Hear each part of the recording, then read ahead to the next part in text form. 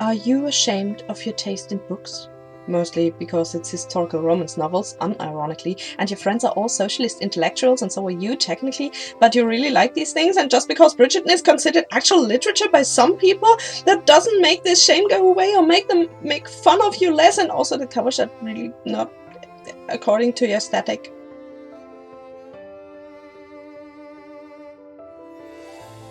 Boy, do I have a video for you.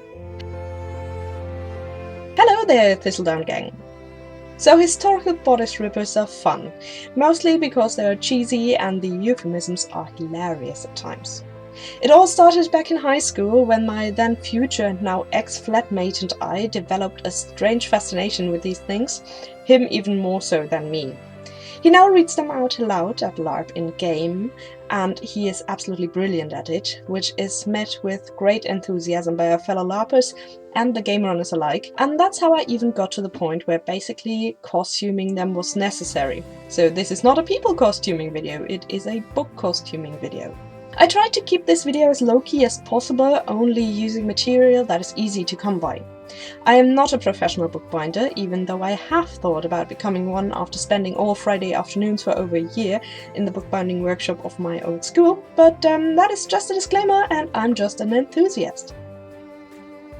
What you'll need is a knife or a box cutter, a ruler, a broad brush, maybe scissors, run-of-the-mill white craft glue, paper, big sheets are best. I'm using a cheap big sketch block because the paper looks and feels a tiny bit more luxurious than printer paper, and of course books.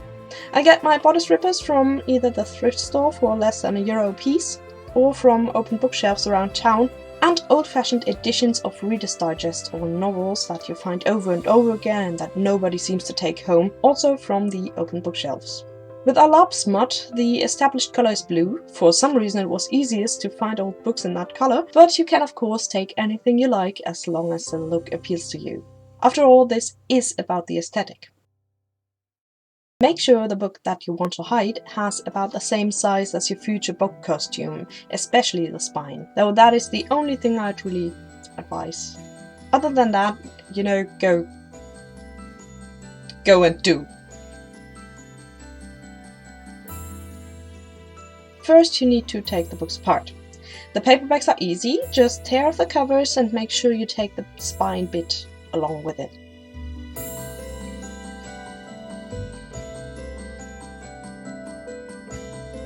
For hardcovers, you need a knife. Stretch the book open, carefully score along the hinge.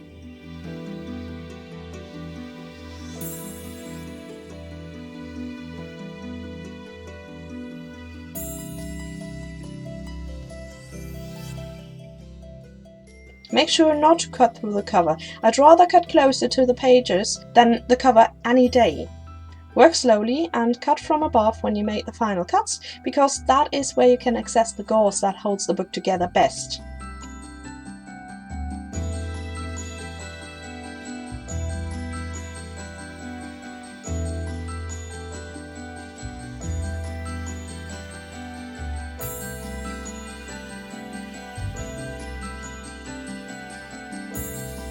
Trim away any glue that is sticking out from your paperback spine. This mostly happens when you remove more pages, like prefaces or unaesthetic titles or afterwords or something like that.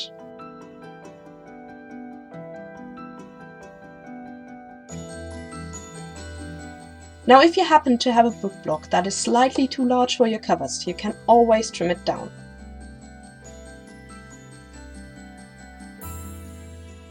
Use a ruler for the edges, and don't expect it to come out perfectly, at least if you're as impatient as me. I guess you could do it very, very prudently and exactly, but that is not my way. I do it the professional way, but I don't have the space for machinery that is bigger than my bed, although I think that's a shame. If the sharp, ragged edges bother you as they bother me, I don't mean that I meant the raggedness in general, I think it adds to the ambience, but I do not like the sharp edges. You can smooth them down with sandpaper. The paper dust is a bit of a bother to clean up though, and you should probably wear a mask to protect your lungs. The next step is mixing your glue. Pour some of your craft glue into a bowl, add a tiny bit of water and mix well.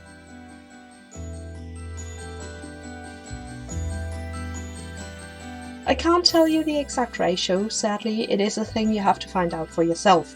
You want it runny enough to be easily spread out with a brush, but still thick enough to be so sticky that whatever you glue down isn't very easily movable.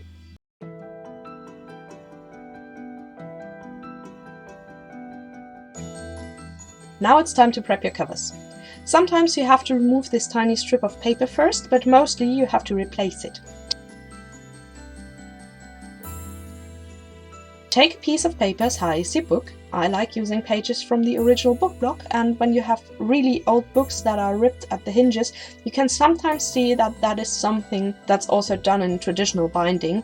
And fold it to fit into the spine twice and then glue down the upper fold so you have a little flat tube of paper.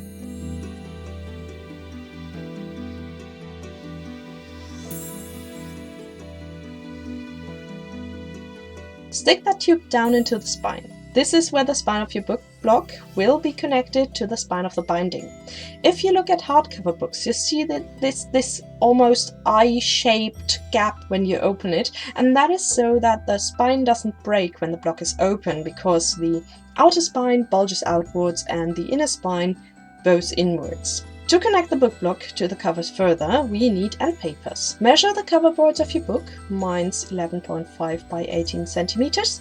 Double the measurement of the short size, and that's the size of your end papers. In my case, that's 23 by 18 centimeters. Now, paper, just like fabric or wood, has a grain. It's pressed and it's rolled up, and the fibers used to make it get squished in the direction of that pressing. You want to work with the grain, not against it, and while you can easily see that with heavily textured paper, like the stuff where you have rose petals in, or mostly I think cornflower or something like that, or paper that you bought on a roll, plain paper can be a bit tricky. The easiest way to find out the grain is taking a corner of your paper and gently bending it between your fingers both ways. You'll find that one way is easier to bend than the other, and that is your grain, and that's the way you want to fold your paper so you don't break fibers unnecessarily.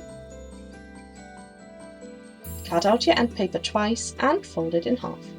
I did this using scissors and the box cutter, but usually I use a guillotine, and I absolutely love it. This thing is called a guillotine in English, with printed on measurements. What can I say? I love working with this thing, and it brings me back to that time in that basement workshop. I miss that workshop. Now mark out 1/2 centimeter from the fold of your end papers. Cover the rest with scrap paper. You can also do both at the same time, the edge of one end paper covering the 1/2 centimeter line of the other. Brush on your glue from the scrap paper side onto the end paper and stick your end papers to the spine side of your book block.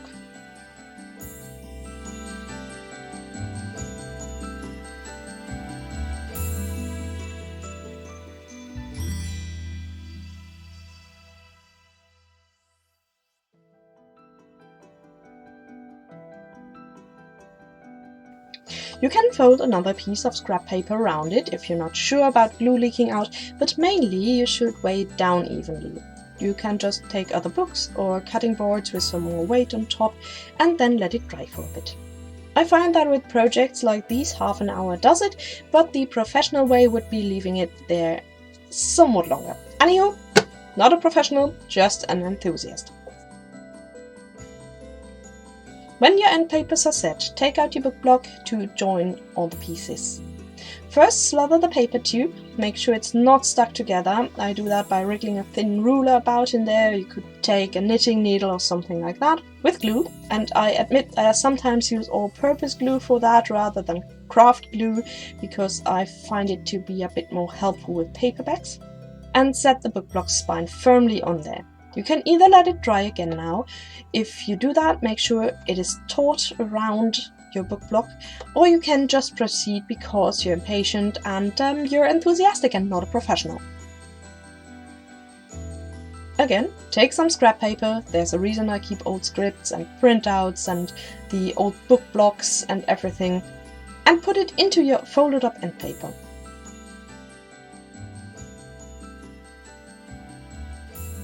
Brush on your glue from the middle of the spine outwards, basically in a sunburst pattern, and then shut the coverboard over it.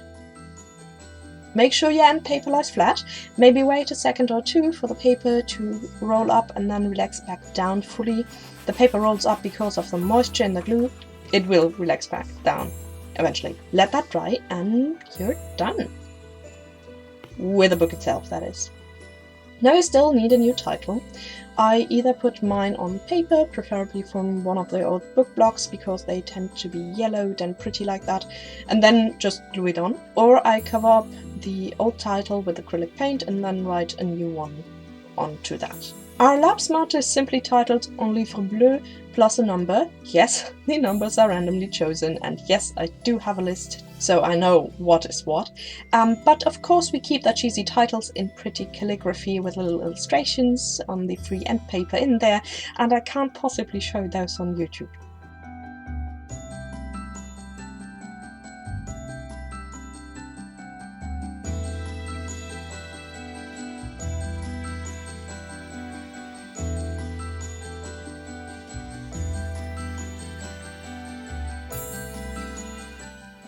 But now you're really done. Enjoy your massively prettified library. You can use this for notebooks, novels, whatever you need to look better than before. And if you ever use this tutorial for anything, and I hope you liked it, if you liked it, give it a thumbs up, comment, maybe subscribe. Hey, that would be fantastic of you. Please come back. Let me know, or tag me on Instagram, my handle's in the description, because I really want to see that. By the way, I also have an opinion about Bridgerton, and while partially it was aesthetically pleasing in a kitschy way and somewhat inspired the look of this scene with all the floral stuff and softness, my overall verdict isn't exactly favourable. But everybody and their hamster have already made a video about that, so I thought I'd rather make a video about how to hide your Bridgertons. So I hope you have a wonderful time until we meet again.